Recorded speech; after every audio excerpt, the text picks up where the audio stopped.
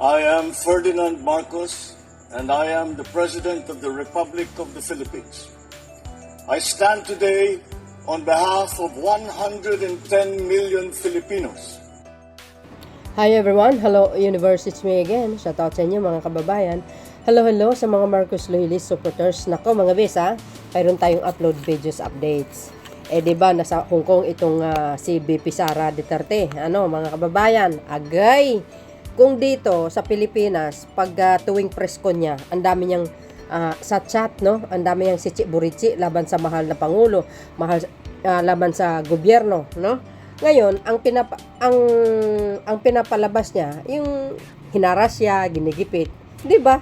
Nasusubaybayan niyo po 'yan. Kumbaga, nakikita ko, dahil ako nag-upload din naman ako dito, mga kababayan, yung ugali niya baga, no? Ako diretsahan ko lang sasabihin, ang pangit talaga ng pag-uugali niya, no? Even si Secretary Gadon, sinasabi niya, napaka-immature niya, parang batang maliit ba, na inagawa ng laruan. Ngayon, mga kababayan, no? Nasa Hong Kong siya ngayon. Ang sinasabi niya po doon, mga bes, ayaw niya daw mag-endorso ng ng kandidato. Baka daw ma-scam siya o baka mabudol daw siya. Ang lakas loob, no? Feeling sikat, no? So, bukod pa doon, mga kababayan, sinabi niya pa, mga kababayan, pinabayaan daw siya ng gobyerno o iniwan daw siya ng gobyerno, no? Alam niyo, sa totoo lang, ito si Sara Duterte, gumagawa-gawa lang ng istorya Feeling talaga niya pa-victim, feeling niya, kumbaga, pinagtutulungan. Samantalang sila naman yung nang aaway. Sila yung lakas loob nga magsalita sa social media na kung paano nila inaalipusta ang Pangulong Marcos Jr., si Speaker, si First Lady. Di ba? Ngayon dito sa Hong Kong, sabi niya dito, mga kababayan, sabi ng Abante News Online, ayaw na raw mag-endorso ng kandidato ni Vice President Sara Duterte dahil sa scam niya noong 2022. Feeling malakas, no? Alam nyo guys, sa mga survey ngayon,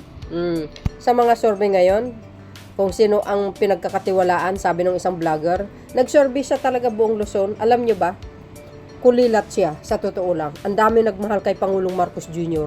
Ngayon sasabihin niya, na-scam siya. Excuse me, kahit guys, maglaban sila si Pangulong Marcos Jr., ilalampaso ni PBBM ito. Maniwala kayo sa akin sa hindi. Bakit? Sa kalye survey ko pa lang hindi po siya kilala Si Tito Soto ang kilala. Ang mali ko lang, kung alam ko lang na mas maga, hindi ko na sana kinampanya ito sa kalye survey ko. Ayan ang sabi niya. BP Sara, di mag-i-endorso ng kandidato, nabudol na ako, sabi niya. Hindi daw siya mag-endorso ng kandidato. Shout out kay Senator Bato. Kasi mayroon sila guys na campaign ads. Alam niyo yung sinasabi niya, kinakain niya. Siguro bumabatak ito kaya hindi na alam pinagsasabi.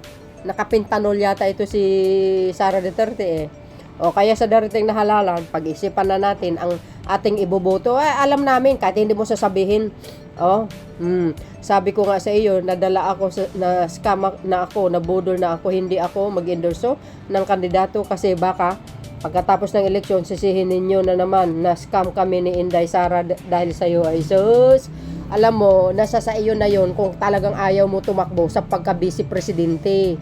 Sa umpisa, nakita mo naman siguro nung nag-file ng COCC ang Pangulong Marcos Jr.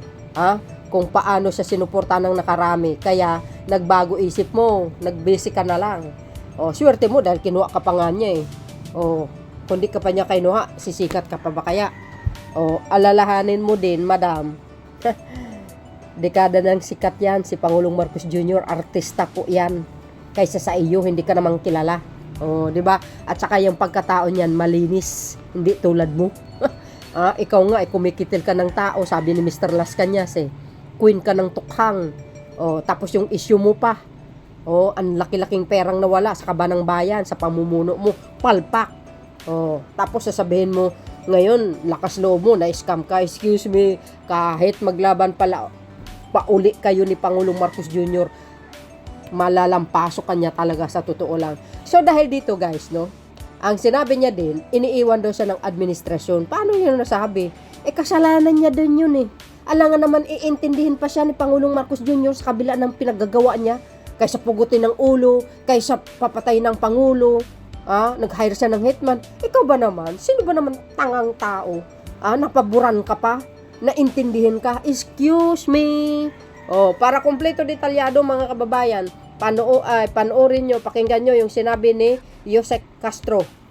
Nasupalpal na naman itong babaeng ito mga bes. So, see you again on my next upload video guys. Bye bye bye and baboos. God bless Philippines. Feeling pa victim. Lilihis lang ako ng konti. Meron pong Miwigit Palace reaction sa latest statement po ni Vice President Sara Duterte na yung OVP daw po ay iniwan na raw po ng government. Napaka-general po naman yata nung pagkakabanggit niya. Wala po ba siyang nabanggit kung paano siya iniwan? Wait, tama. Salamat sa ano po to, event sa Hong Kong. She said, salamat sa suporta nyo sa akin, sa aking mga kasamahan, sa aming trabaho, sa programa at proyekto ng Office of the Vice President. Maraming salamat po sa inyong lahat dahil kayo lang ang sumusuporta sa OVP. Ang buong gobyerno ay iniwanan na po ang OVP. Yan na naman po ang nais naman nilang iparating. Maging kaawa-awa ang OVP, maging kaawa-awa ang Vice President. Kung tutuusin po natin, siya po naman ay binigyan ng pagkakataon para ipagtanggol, idepensa ang kanyang proposed budget. Hindi naman po hinahadlangan na magbigay ng tamang budget sa OVP kung ito naman ay maipapaliwanag niya. Kung baga sa thesis, kung ikaw ay nag-submit ng thesis, kailangan mong idepensa. Hindi pwedeng sabihin mo sa iyong panel of judges, kayo na pong bahala magbigay sa akin ng grade, basta yan na po ang thesis ko. So wala pong nang iwan sa kanya, baka po siya po ang nang iwan sa gobyerno. Thank you, ma'am. Ivan Mayrina, GMA Integrated News. In that same gathering, Vice President Duterte said that she is not endorsing any candidates for senator. Dahil na-scam na daw po kasi siya. Nabudol na daw siya, apparently referring to the 2022 elections kung saan tumakbo sila ni Pangulong then candidate Ferdinand Marcos Jr.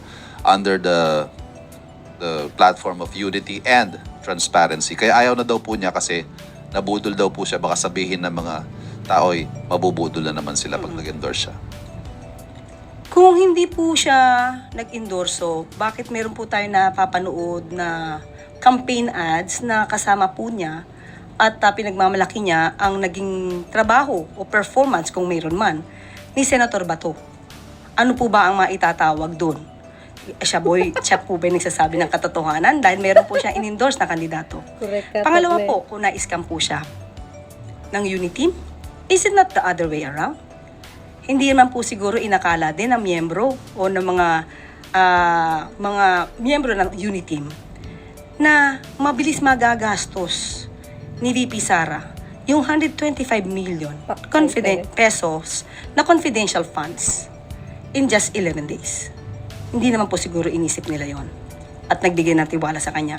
Hindi rin po din siguro inisip ng unity noon na siya may mga kakilalang assassin. At hindi rin po siguro inisip ng unity noon na ang gustong continuation, kasi parang meron po sinabi na dapat may continuity. Pero hindi rin po papayag ang Pangulo na ituloy po yung sinasabing bloody tukhang at EJK. Maaaring isa po yung sa mga dahilan kung bakit inayawan din ni VP Sara. Dahil hindi po lahat ng ginawa ng dating administrasyon ay susundin ng pikit mata ng Pangulo. Thank you. Ace Romero, Philippines. Palpal na naman si Garutay.